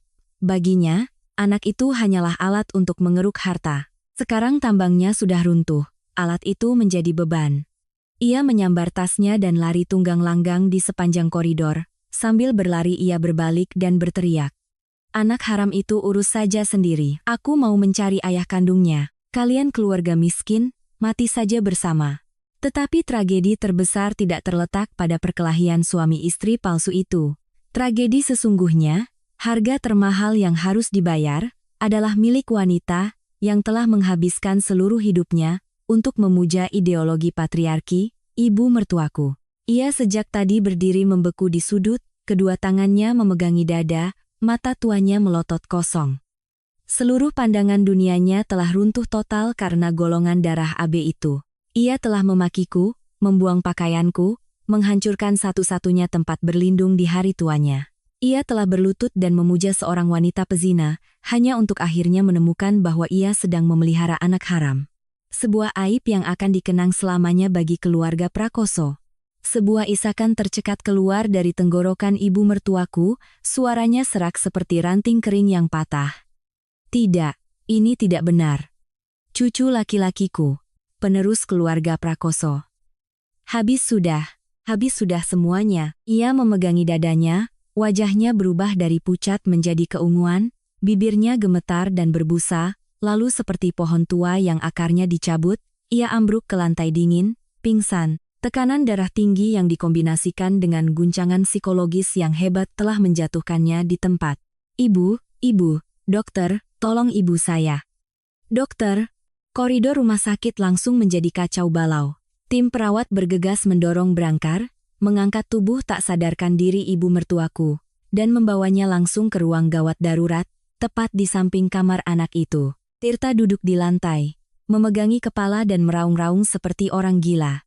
Bima berlari mengikuti Brangkar ibunya, wajahnya tampak menyedihkan, malu, dan putus asa hingga ke titik terendah. Aku berdiri diam di sudut koridor, melipat tangan di dada, mengamati semuanya dengan ketenangan dan kedinginan sebuah gunung es. 100 juta yang baru saja kulemparkan telah membelikanku sebuah drama terbaik, paling mahal, untuk menutup hari-hari penghinaanku. Orang jahat tidak perlu kita habisi dengan tangan sendiri. Cukup lucuti sandaran mereka, biarkan keserakahan dan kebohongan mereka saling membakar habis. Aku berbalik, melangkah dengan ritmis di sepanjang koridor yang panjang. Suara hak sepatuku bergema tegas dan angkuh. Di belakangku, ada puing-puing keluarga Prakoso. Mereka telah menelan buah pahit dari karma. Dan aku akan pulang, memeluk putriku, dan bersiap untuk babak terakhir. Membersihkan sisa sampah yang bernama akta nikah dengan Bima Prakoso, agar langit bagi ibu dan anak selamanya cerah. Karma itu nyata, dan tidak pernah meleset sedikit pun. 1,5 bulan sejak hari yang menentukan di rumah sakit anak itu, hidupku telah kembali ke jalur damai yang semestinya. Hal pertama yang kulakukan setelah semua urusan hukum selesai, adalah memanggil tim pembongkaran profesional. Aku meminta mereka membongkar semua ubin lantai, mengelupas wallpaper, dan membuang semua perabotan lama di rumah 3 lantai itu. Aku ingin menghapus semua jejak, semua aroma, semua sisa kotor dari keluarga Prakoso yang pernah ada di sini. Aku menginvestasikan dana untuk merenovasi seluruh rumah dengan gaya minimalis modern, penuh cahaya alami, dan menanam banyak mawar di balkon. Tempat ini bukan lagi rumah pusaka keluarga Prakoso. Ini adalah kerajaan Kirana Anindita dan putri kecilnya. Pada suatu malam akhir pekan, aku mengadakan pesta syukuran rumah baru yang hangat di taman atap. Tidak ada kerabat palsu, tidak ada bisik-bisik iri. Tamu yang diundang hanyalah beberapa teman dekat, rekan kerja yang telah berjuang bersamaku di dunia bisnis, dan tentu saja, putri kecilku, Rara. Ia mengenakan gaun putri berwarna putih bersih, berlarian riang bermain dengan anak anjing yang baru kami adopsi. Tawa jernihnya bergema di tengah ruang yang penuh cahaya berkelip, dan aroma barbeque yang harum. Aku memegang segelas anggur merah, bersandar di pagar atap, memandang kota di malam hari. Telepon di sakuku bergetar pelan. Itu nomor tak dikenal. Entah mengapa, firasatku mengatakan aku tahu siapa yang menelepon. Aku dengan tenang menekan tombol jawab tanpa bersuara. Dari seberang, suara-suara kacau menghantam telingaku. Klakson truk yang memekakan telinga, suara mesin konstruksi, dan suara serak penuh kelelahan dari Bima. Kirana. Ini aku. Jangan tutup teleponnya. Aku sekarang kerja jadi kuli bangunan di sebuah proyek jauh di Bekasi. Aku lelah sekali. Kirana. Penagih utang datang ke kontrakan, dan memukulku sampai 2 tulang rusukku patah. Ibu baru saja dipulangkan dari panti jompo karena aku tidak punya uang untuk membayar iuran. Ibu tergeletak di bawah jembatan layang. Ibu hampir mati kelaparan. Kirana. Aku menelepon hanya untuk mendengar suara Rara sekali saja. Izinkan aku mendengar suaranya, ya. Aku sangat menyesal. Hidupku lebih buruk dari binatang. Tangisan tercekat dan batuk-batuk dari pria yang pernah mengenakan jas dan jam tangan Rolex itu terdengar menyedihkan. Di kejauhan, aku samar-samar mendengar suara rintihan putus asa dari ibu mertuaku. Mereka benar-benar telah terlempar ke dasar neraka dunia. Harus merasakan kelaparan, kesakitan, dan penghinaan yang luar biasa. Aku perlahan memutar gelas anggur di tanganku, mataku masih menatap jauh, suaraku tenang, Tidak ada kebencian maupun kasihan, hanya kedinginan dari seseorang yang telah berada di dunia yang berbeda. Kau dengar sesuatu, Bima? Kau bilang apa? Itu suara tawa putriku. Dia hidup sangat bahagia, di rumah yang bersih, wangi, tanpa kata-kata sindiran patriarkis, tanpa kebohongan dan kehinaan. Dia tidak butuh seorang ayah yang hanya tahu menggesek kartu kredit untuk pamer. Apalagi seorang ayah yang siap menjual ibunya demi keselamatan dirinya sendiri. Jangan kotori ingatan anakku dengan keadaanmu yang menyedihkan itu. Kirana, aku mohon.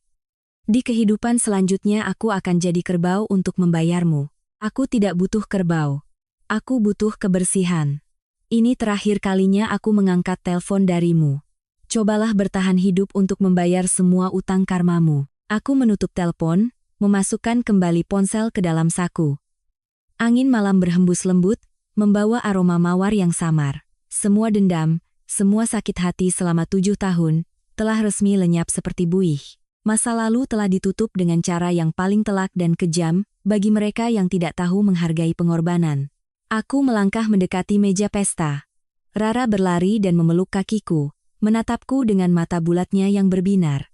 Mama, rumah baru kita indah sekali. Aku sayang Mama.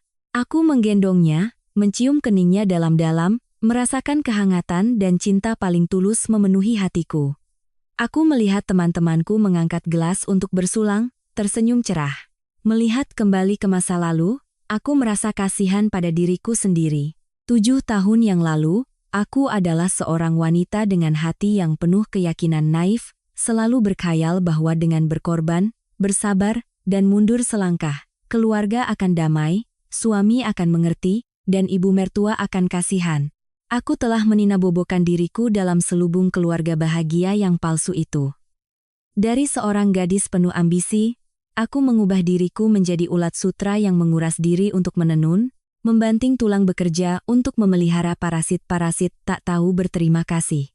Memejamkan mata terhadap gengsi palsu suami, menahan hinaan dari ibu mertua.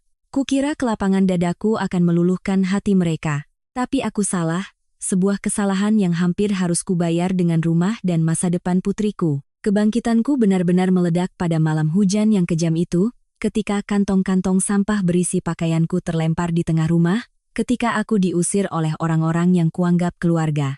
Momen itu adalah puncak penghinaan. Tetapi juga saat di mana aku menyadari sebuah kebenaran berdarah yang mungkin masih dihindari oleh banyak wanita di luar sana. Pengorbanan buta tidak akan pernah ditukar dengan cinta. Itu hanya akan menciptakan para tiran yang egois. Kita terlahir sebagai wanita, membawa kodrat sebagai istri dan ibu dengan hati yang hangat. Tapi kebaikan bukan berarti mengizinkan orang lain menginjak-injak harga diri kita. Jangan pernah memeras masa mudamu untuk mengejar bayangan yang bukan milikmu. Dan jangan pernah berkhayal bahwa cinta atau kesabaran bisa mengisi perut serakah yang tak berdasar dari mereka yang tak punya perasaan. Hidup ini sangat realistis dan kejam, para saudariku. Melalui kisahku yang penuh air mata ini, aku ingin menyampaikan pelajaran bertahan hidup yang paling dalam.